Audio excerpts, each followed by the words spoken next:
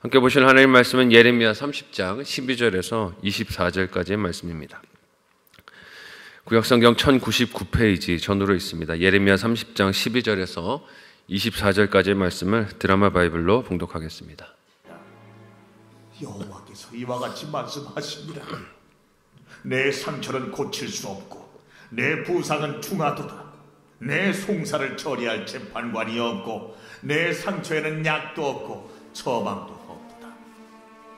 너를 사랑하던 자가 다 너를 잊고 찾지 아니하니 이는 네 악행이 많고 내 죄가 많기 때문에 나는 내 원수가 당할 고난을 내가 받게 하며 잔인한 징계를 내렸도다. 너는 어찌하여 내 상처 때문에 부르짖느냐? 내 고통이 심하도다. 내 악행이 많고 내 죄가 허다함으로 내가 이 일을 너에게 행하였느니라. 그러므로 너를 먹는 모든 자는 잡아먹힐 것이며 내 모든 대적은 사로잡혀갈 것이고 너에게서 탈취해간 자는 탈취를 당할 것이며 너에게서 노략질한 모든 자는 노략물이 되리라. 그들이 쫓겨난 자라 하매 지원을 찾는 자가 없은즉 내가 너의 상처로부터 새살이 돋아나게 하여 너를 고쳐주리라. 여호와께서 말씀하시니라. 보라, 내가 야곱 장막의 포로들을 돌아오게 할 것이고 그 거처들의 사랑을 베풀 것이라. 성읍은 그 폐허가 된 언덕 위에 건축될 것이요 그 포로는 규정에 따라 사람이 살게 되리라. 그들에게서 감사하는 소리가 나오고 즐거워하는 자들의 소리가 나옵니다. 내가 그들을 번성하게 하리니 그들의 수가 줄어들지 아니하겠고 내가 그들을 존귀하게 하리니 그들은 비천하여지지 아니하리라. 그의 자손은 예전과 같겠고 그 회중은 내 앞에 굳게 설 것이며 그를 압박하는 모든 사람은 내가 다 벌하리라. 그 영도자는 그들 중에서 나올 것이요 그 통치자도 그들 중에서 나오리라. 내가 그를 가까이 오게 하리니 그가 내게 가까이 오리라. 참으로 담대한 마음으로 내게 가까이 올 자가 누구냐? 너희는 내 백성이 되겠고 나는 너희들의 하나님이 되리라. 보라, 여호와의 노여움이 일어나 폭풍과 회오리 바람처럼 악인의 머리 위에서 회오리 칠 것이다. 여호와의 진노는 그의 마음에 뜻한 말을 행하여 이루기까지는 돌이키지 아니하나니 너희가 끝날에 그것을 깨달으리라. 아멘. 함께 읽은 본문의 말씀을 가지고 상처를 고치시는 사랑이란 제목으로 말씀 나누고 기도하도록 하겠습니다. 어린 시절에 제 한 살 어린 동생이 문방구에서 장난감을 훔쳤다가 가게 주인에게 들키고 그 주인이 집을 물어보고 찾아와서 부모님에게 알린 적이 있습니다. 그 사건으로 동생이 아버지께 회초리를 심하게 맞게 됐습니다. 요즘 세상이라면 경찰에 고발을 하든지 아니면 훔친 물건의 값뿐만이 아니라 다른 피해들까지 전부 다 뒤집어 씌워 주장하면서 더 많은 배상을 요구할 거예요. 하지만 그 당시만 해도 아이들을 혼자 키우는 게 아니라 서로 키워야 한다는 마음이 있었는지 그 문방구 주인이 저희 집을 찾아와서 부모님께 상황을 알리는 것으로 사건이 처리가 되었습니다. 보통은 저희 가정에 어머니가 훈육을 담당하셔서 형제들의 회초리를 때리셨는데 그날은 사건이 좀 크다고 생각을 하셨는지 아버지가 회초리를 드셨어요. 태어나서 한 번도 아버지가 그렇게 무서운 표정을 짓는 것을 본 적이 없습니다. 지금도 그 표정이 기억이 나는 것 같아요. 한 번도 본 적이 없는 무서운 얼굴로 동생의 종아리를 회초리로 때리셨습니다. 매를 맞는 것은 동생이었지만 저도 동생을 잘 돌보지 못했다는 책임으로 옆에 앉아서 그 매 맞는 모습을 쳐다봐야 했습니다. 얼마나 무서운지 제가 맞는 것도 아닌데 저도 펑펑 울면서 아버지께 잘못했다고 빌었던 기억이 나요. 잘못했다고 저도 울고 훔친 동생도 울면서 빌었지만 아버지는 동생의 종아리가 피가 터질 때까지 때리시며 나무라셨습니다. 그러다 맞다 지친 동생이 울면서 잠이 들었고요. 아버지께서 그 동생을 안고 눈물을 흘리면서 그 터진 종아리에 연고를 발라주시는 모습이 기억이 납니다. 아버지가 우는 모습 잘 못 보는데 그때 처음으로 또 아버지의 우는 모습을 봤던 것 같아요. 아마 속으로 흘리신 그 눈물이 피눈물이 아니었을까 하는 생각이 듭니다. 오늘 본문 속 하나님은 이스라엘 백성을 향해 그런 아버지의 마음을 표현하고 계십니다. 함께 오늘 본문 12절에서 15절까지의 말씀을 같이 한 목소리로 읽어보도록 하겠습니다. 같이 읽습니다. 시작. 여호와께서 이와 같이 말씀하시니라. 내 상처는 고칠 수 없고 내 부상은 중하도다. 내 송사를 처리할 재판관이 없고 내 상처에는 약도 없고 처방도 없도다.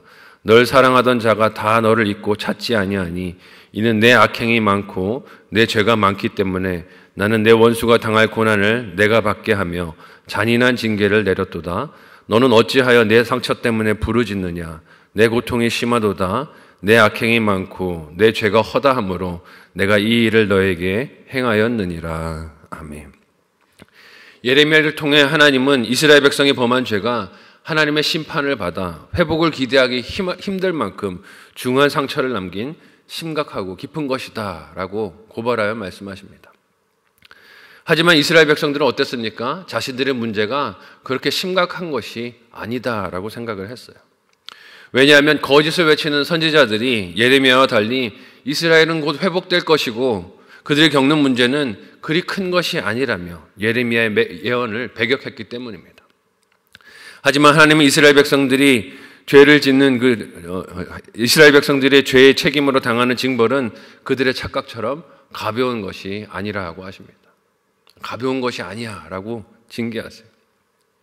얼마나 그 무너짐과 넘어짐이 심하면 외교적인 관계를 맺고 있었던 주변 나라들, 즉 이스라엘을 사랑하던 자가 다 잊고 찾지 않을 것이다 라고 말씀하십니다. 이런 고립된 상황은 하나님께서 하나님이 아닌 다른 나라들을 의지하지 말라 하셨던 말씀을 무시했던 이스라엘이 받아야 할 징벌이자 또한 훈육이었습니다. 그러니 15절에서 하나님은 상처로 인하여 부르짖는 이스라엘 백성들을 향해 그 고통은 우연히 찾아온 것이 아니라 그들의 악행과 죄로 인해 하나님이 내리신 회초리다라고 말씀을 하세요. 그렇지만 이어지는 9절에서 하나님은 또 어떤 말씀을 하십니까? 함께 16절에서 17절까지의 말씀을 같이 한 목소리로 읽어보도록 하겠습니다. 같이 읽습니다. 시작. 그러므로 너를 먹는 모든 자는 잡아먹힐 것이며 내 모든 대적은 사로잡혀 갈 것이요 너에게 탈취해간 자는 탈취를 당할 것이며 너에게서 노략질한 모든 자는 노략물이 되리라. 여호와의 말씀이니라. 그들이 쫓겨난 자라 하매 시온을 찾는 자가 없은즉 내가 너의 상처로부터 새살이 돋아나게 하며 너를 고쳐주리라. 아멘. 이스라엘 백성이 겪는 고난과 괴로움이 그들의 죄로 인한 형벌이라고 말씀하셨지만 이는 그들을 망하게 하시려는 것이 아니라 다시 회복시키셔서 하나님의 백성답게 살게 만드시려는 과정이라고 하십니다. 그래서 비록 이방 나라들이 하나님의 회초리로 쓰임을 받았지만 그럼에도 하나님의 자녀들을 약탈과 폭력을 써서 괴롭힌 그들이 오히려 망하게 될 것이다 라고 말씀하세요. 뿐만 아니라 약도 없고 처방도 없다라고 하셨던 이스라엘의 상처가 하나님의 돌보심으로 새살이 돋아나고 회복이 일어날 것이다 라고 약속하여 말씀하십니다. 이것이 자녀가 아파해도 매를 때리는 부모의 심정이자 사랑이 아니겠습니까? 저와 여러분의 삶에도 하나님의 매를 맞는 아픔 그리고 고난들이 있지만 그것이 오히려 사랑받는 하나님의 자녀된 증거인 줄 믿는 저와 여러분들이 되실 수 있기를 바랍니다. 사랑하지 않는다면 매를 때릴 이유가 있습니까? 없습니까? 없어요. 그냥 내버려 두면 됩니다.